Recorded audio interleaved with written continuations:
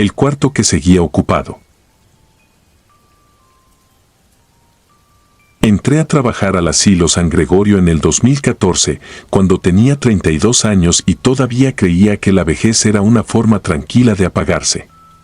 El lugar estaba en las afueras de Zacatecas, sobre una carretera vieja donde por las noches no pasaban autos, solo perros flacos y viento levantando polvo contra las ventanas. Yo era auxiliar de enfermería en el turno nocturno. Me tocaba cambiar sueros, repartir medicamentos, revisar pañales, tomar presión y caminar por los pasillos con una linterna pequeña, porque la instalación eléctrica fallaba seguido. Al principio me gustaba el trabajo. Había ancianos que te tomaban la mano como si fueras familia, otros rezaban dormidos, otros simplemente miraban el techo durante horas, como si esperaran que alguien viniera por ellos. En el cuarto 17 vivía el señor Eusebio Larios. Tenía 89 años, demencia avanzada y una costumbre que a todos nos incomodaba. Todas las madrugadas, exactamente a las 3:10, se sentaba en la cama y decía que alguien estaba parado junto a la puerta. Nunca gritaba. Eso era lo peor. Solo señalaba hacia la entrada, con los ojos llenos de lágrimas, y murmuraba: «Ya volvió por mí». Las primeras veces pensé que era parte de su enfermedad. Mis compañeras decían que Eusebio había sido velador de un hospital abandonado y que, antes de perder la memoria, contaba historias muy raras sobre pacientes que seguían caminando después de muertos. Yo no creía en eso. En un asilo uno aprende que la mente puede romperse de formas muy crueles. Una madrugada de octubre me tocó hacer ronda sola. Afuera llovía y el agua se metía por las grietas del techo, cayendo en cubetas que sonaban como relojes descompuestos. Cuando pasé frente al cuarto 17, escuché a Eusebio hablar con alguien. Me asomé. Estaba sentado en la cama, completamente despierto, mirando hacia la silla vacía junto a la ventana. Su voz no era débil ni confundida. Hablaba claro, como un hombre sano. Decía que no quería irse todavía, que ya había pagado por lo que hizo, que no era justo que lo siguieran buscando. Sentí frío en la espalda. Entré despacio y le pregunté con quién hablaba. Eusebio volteó hacia mí y me miró como si por fin me reconociera. Me dijo mi nombre completo. Yo nunca se lo había dicho. Después sonrió, pero no con ternura, sino con miedo. Me pidió que revisara debajo del colchón. Dijo que ahí estaba la razón por la que ellos no lo dejaban dormir. Pensé que deliraba, pero algo en su mirada me obligó a obedecer.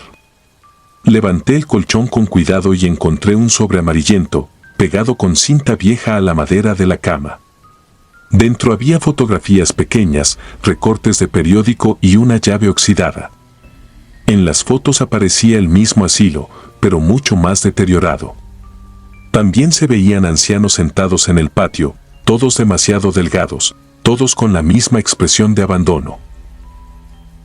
Uno de los recortes hablaba de una inspección hecha en 1987, cuando el lugar funcionaba de manera clandestina.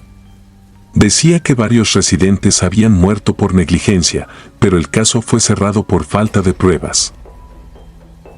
Cuando volteé, Eusebio lloraba en silencio. Me dijo que él no había sido paciente al principio. Había trabajado ahí como encargado nocturno. Su tarea era mantener tranquilos a los ancianos que lloraban, los que pedían agua, los que intentaban escapar.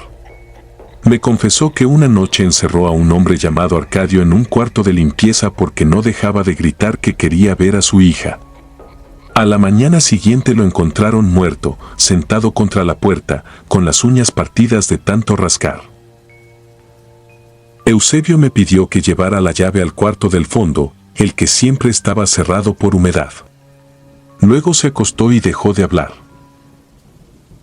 Fui porque no pude evitarlo.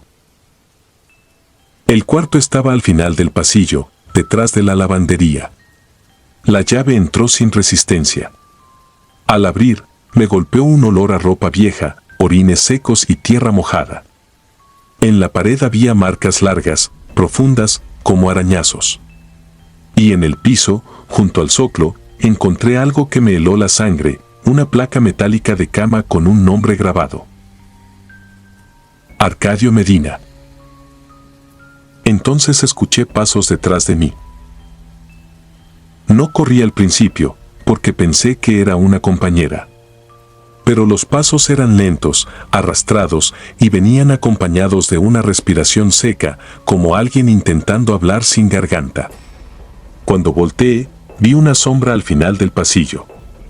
No tenía forma completa, solo parecía un anciano encorvado, con los brazos pegados al cuerpo y la cabeza inclinada hacia un lado. La luz parpadeó. Y la sombra ya estaba más cerca. Cerré el cuarto de golpe y corrí hasta enfermería.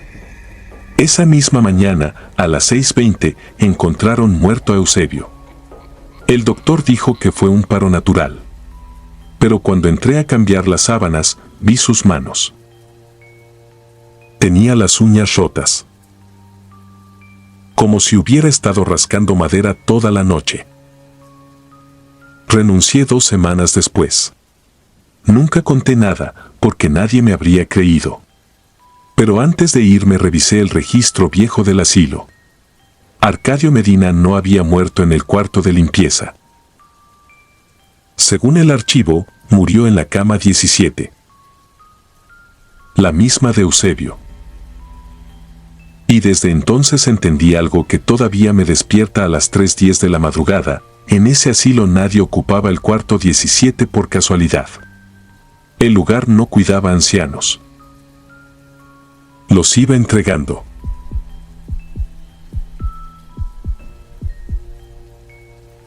El turno que nunca terminó. Tenía 31 años cuando acepté el trabajo en un asilo a las afueras de Saltillo en el invierno de 2014. No fue por vocación, sino por urgencia. Me acababa de quedar sin empleo y ese lugar era el único que ofrecía turno nocturno con pago inmediato. Recuerdo perfectamente el olor la primera vez que entré, una mezcla de cloro, humedad vieja y algo más, algo que no supe identificar, pero que se me quedó pegado en la garganta. La rutina era mecánica, casi automática. Revisar signos, cambiar sábanas, administrar medicamentos y vigilar que nadie se levantara de madrugada. Los ancianos hablaban poco conmigo, pero entre ellos compartían cosas que preferían no decir en voz alta. Fue así como escuché por primera vez sobre el visitante. No tenía nombre, solo una descripción repetida en susurros, un hombre alto, inmóvil, siempre en silencio, siempre presente antes de que alguien muriera. No le di importancia al principio. En un lugar así, donde la muerte es constante, es normal que surjan historias para darle sentido a lo inevitable. Pero había algo extraño en la forma en que lo contaban. No era miedo exagerado, era resignación. La primera vez que noté algo fuera de lugar fue con don Ernesto. Un hombre lúcido, de mirada firme, que rara vez deliraba.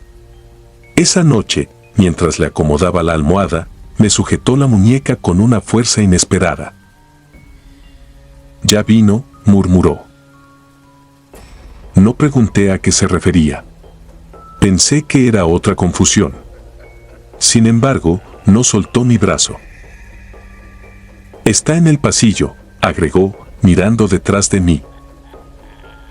Sentí un impulso casi involuntario de voltear, pero no lo hice. Me limité a calmarlo y salir de la habitación. Don Ernesto murió esa misma madrugada. Sin ruido. Sin avisar. Después de eso, empecé a prestar más atención. No era coincidencia. Cada vez que alguien mencionaba al visitante, alguien moría en cuestión de horas. Lo más perturbador no era la muerte en sí, sino lo que ocurría antes. Algunos ancianos se quedaban viendo fijamente hacia la puerta, otros susurraban como si negociaran con alguien invisible. Una mujer incluso empezó a reír, una risa baja, seca, hasta que dejó de respirar. Aún así, me aferré a la lógica. Fatiga, sugestión, deterioro mental. Todo tenía explicación. Hasta aquella noche. Era cerca de las 2:30 de la mañana. La tormenta había dejado sin luz parte del edificio y solo algunas lámparas de emergencia iluminaban los pasillos. La penumbra hacía que todo se sintiera más estrecho, más silencioso. Estaba revisando la habitación 12, donde estaba una paciente nueva, Teresa. No llevaba ni una semana ahí, pero ya había preguntado 2 veces por el hombre que se quedaba parado en la esquina. Entré sin hacer ruido. Y ahí estaba. No fue una aparición repentina. Ya estaba dentro, como si siempre hubiera estado ahí. De pie, al fondo de la habitación. Al principio pensé que era un familiar. Pero algo no encajaba. Era demasiado alto. Demasiado quieto. Llevaba un sombrero oscuro, de ala ancha, que ocultaba completamente su rostro. No se movía, no respiraba, no hacía ningún sonido. Solo estaba ahí, mirando hacia la cama de Teresa. Sentí como el aire se volvía pesado. Como si la habitación se comprimiera. Quise hablar, pero no pude. Ni un solo sonido salió de mi garganta. Entonces Teresa abrió los ojos. No gritó. Solo lo miró y empezó a llorar en silencio. Fue en ese momento cuando el hombre giró lentamente la cabeza hacia mí. No vi sus ojos, pero sentí su mirada. No era miedo lo que provocaba. Era certeza. Como si en ese instante supiera algo sobre mí, algo que ni yo entendía. Intenté retroceder, pero mi cuerpo no respondió. Era como estar clavado al suelo. Pasaron segundos, o tal vez minutos. Perdí la noción. Y de la misma forma en que apareció, desapareció. Sin moverse. Sin desvanecerse. Simplemente dejó de estar ahí. Corrí hacia Teresa.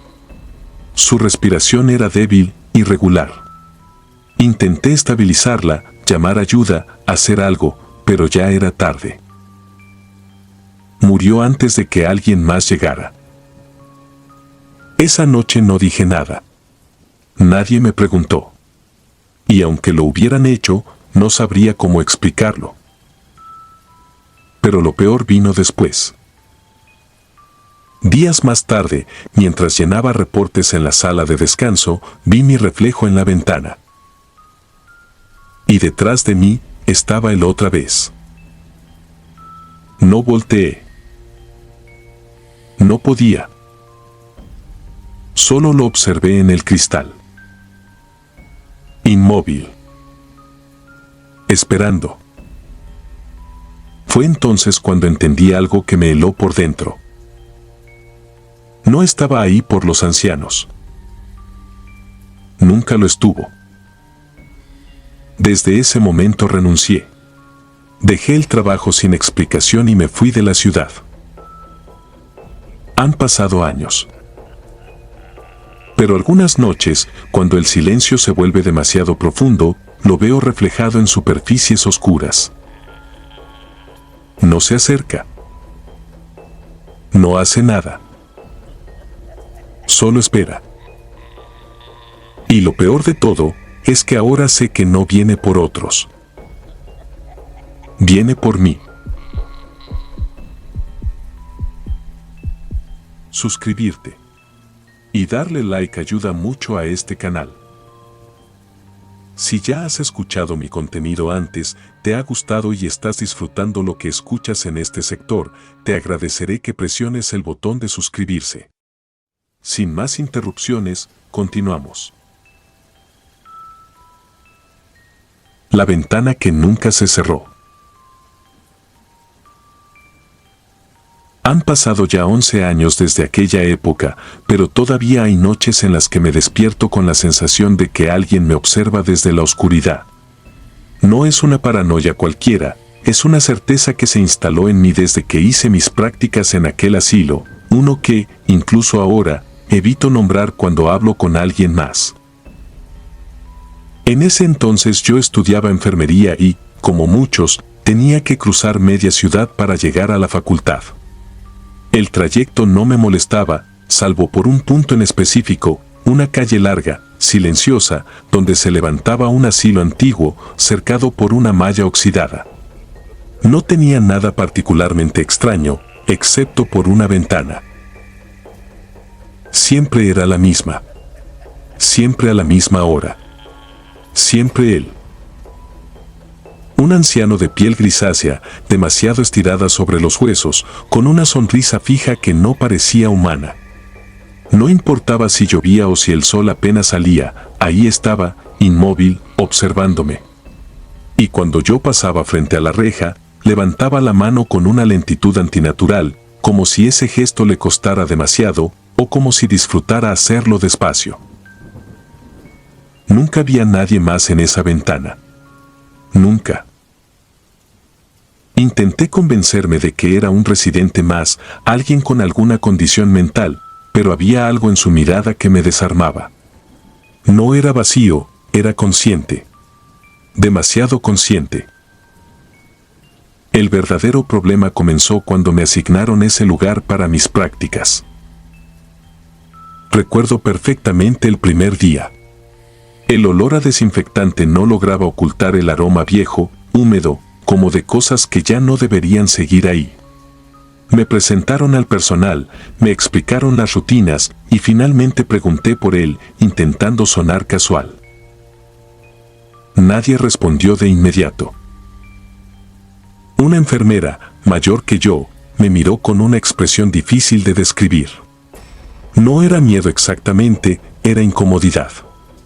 Me dijo que se llamaba Esteban, que llevaba años internado y que no era recomendable interactuar demasiado con él. No pregunté más. Pero lo vi. No en la ventana. En su habitación. Estaba sentado en una silla, mirando hacia la pared, completamente quieto. Cuando entré, no reaccionó. Pensé que tal vez no me había notado, hasta que habló sin girar la cabeza. Ya tardabas. Sentí un escalofrío inmediato. No le respondí. Intenté mantener la calma, revisar sus signos, hacer lo que debía. Pero entonces empezó a reír, una risa baja, seca, que no venía de alguien anciano, era demasiado firme, demasiado viva. Me dijo que no me asustara, que él no hacía daño, no directamente. Que había alguien más con él. No quise escuchar más, pero él continuó, como si supiera que no podía irme. Me habló de una presencia que lo acompañaba desde joven, algo que lo ayudaba, que le enseñaba cosas, que le permitía hacer cosas que nadie más podía. Lo decía con orgullo, con una tranquilidad que me resultaba insoportable. A partir de ese día, todo empeoró. Comencé a tener sueños extraños. No eran pesadillas comunes, eran escenas repetitivas. Yo caminando por ese pasillo del asilo, pero vacío, completamente silencioso, hasta llegar a la ventana. Y ahí estaba él, pero no dentro. Estaba afuera. Esperándome.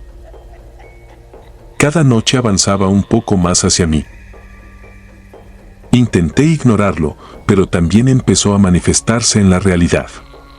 Lo veía en lugares donde no debía estar, reflejado en vidrios, en los monitores apagados, incluso una vez, detrás de mí, en el espejo del baño del hospital. Cuando volteé, no había nadie. Pero la sensación de que no estaba sola no desapareció. Mis prácticas terminaron y sentí un alivio que no puedo describir. Dejé de pasar por esa calle, cambié rutas, intenté olvidar. Poco tiempo después, me enteré de que Esteban había muerto. Recuerdo haber sentido algo cercano a la paz. Durante meses, todo volvió a la normalidad. O eso creí. Hasta que una tarde, por una urgencia, no tuve más opción que pasar de nuevo por esa calle. No quería mirar, me repetía que ya no había nada ahí, que todo había terminado. Pero al llegar frente al asilo, algo me obligó a levantar la vista. La ventana seguía ahí. Y él también. No había duda. Su sonrisa era la misma, pero su piel se veía más tensa, más pegada al hueso, como si algo dentro de él intentara sostenerlo. Levantó la mano. Y esta vez no estaba solo. Había una segunda silueta detrás de él, apenas perceptible, más alta, más oscura, pegada a su espalda como una sombra mal formada. Entonces comprendí algo que me dejó sin aire. No me estaba saludando. Me estaba señalando. No volví a pasar por ahí, nunca más. Cambié de ciudad meses después, intentando cerrar ese capítulo. Pero hay algo que no puedo explicar, algo que empezó hace poco. A veces, al despertar, encuentro la ventana de mi cuarto abierta, aunque estoy segura de haberla cerrado antes de dormir. Y en el reflejo del vidrio hay una figura detrás de mí. No siempre está. Pero cuando aparece, sonríe. Y levanta la mano, igual que él. Como si me conociera. Como si hubiera estado esperando todo este tiempo a que yo también le abriera.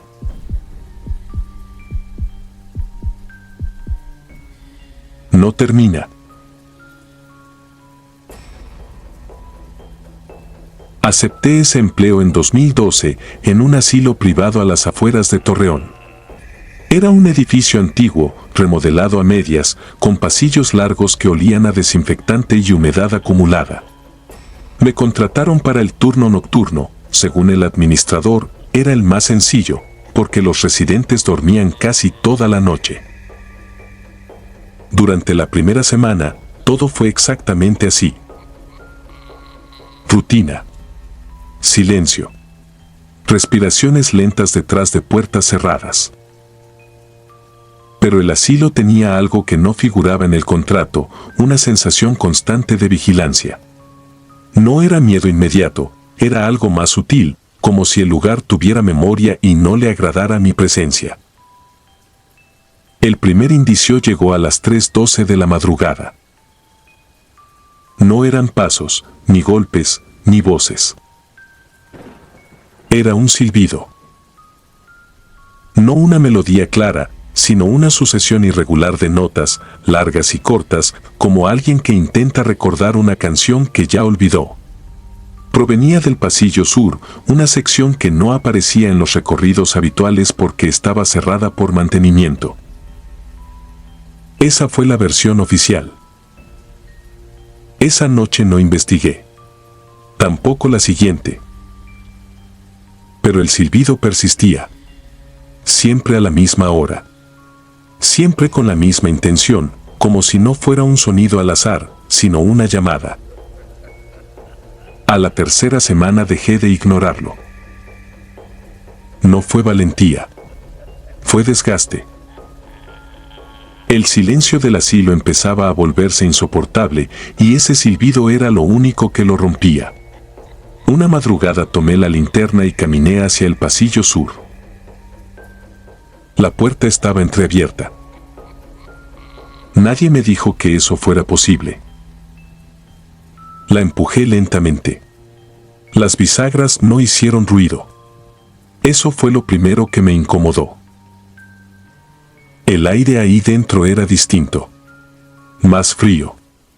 Más pesado. Como si llevara años sin circular. La luz de mi linterna apenas alcanzaba a dibujar las paredes descascaradas y el suelo manchado por el tiempo. El silbido se detuvo. De golpe. Y entonces entendí algo que me paralizó. No venía de ese pasillo. Venía detrás de mí. Giré de inmediato. Nada. Solo oscuridad y el reflejo de la linterna en un vidrio sucio al fondo. Pero en ese reflejo, por un segundo, no estuve solo. Había una figura. No estaba en el pasillo. Estaba demasiado cerca de mí. Alta, delgada, encorvada. El rostro cubierto por mechones largos y húmedos. Pero lo que más perturbaba no era su apariencia, era su postura. Inclinada hacia mí, como si estuviera escuchando. Como si estuviera esperando que yo hiciera algo. Parpadeé. Y desapareció. Retrocedí sin darme cuenta, con el pulso acelerado y la respiración irregular. Fue entonces cuando una de las sillas de ruedas del fondo avanzó unos centímetros por sí sola. No de golpe. No violentamente. Lentamente, como si alguien la empujara con cuidado. Sentí el impulso de huir, pero no lo hice. No en ese momento.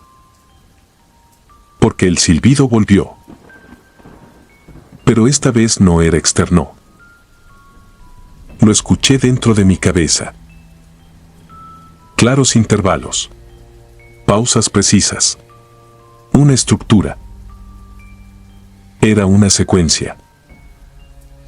Esa noche salí del pasillo sin mirar atrás. Pero el problema no terminó ahí. Al contrario. Los días siguientes, el silbido dejó de respetar horarios. Aparecía mientras registraba medicamentos, mientras revisaba signos vitales, incluso cuando estaba fuera del asilo. Y entonces empezaron los lapsos. Momentos perdidos. Pequeños vacíos en mi memoria. Un turno completo del que no recordaba nada. Objetos fuera de lugar. Puertas abiertas que yo juraría haber cerrado. Decidí revisar las cámaras. No debía hacerlo, pero lo hice. Y lo que encontré fue peor que cualquier cosa que hubiera imaginado. A las 3:12 de la madrugada, ahí estaba yo. De pie en el pasillo sur. La puerta completamente abierta. Caminaba despacio, deteniéndome frente a cada habitación abandonada. Pero no era mi forma de moverme. Mis pasos eran demasiado uniformes. Mecánicos. Y mi cabeza estaba inclinada hacia un lado, como si estuviera escuchando algo. Avancé el video. Me vi entrar a la última habitación. La misma donde había visto la silla de ruedas. Y entonces ocurrió. Me detuve frente a la pared. Durante varios segundos no hice nada. Luego, muy despacio, levanté la cabeza. Y empecé a silbar. La misma secuencia.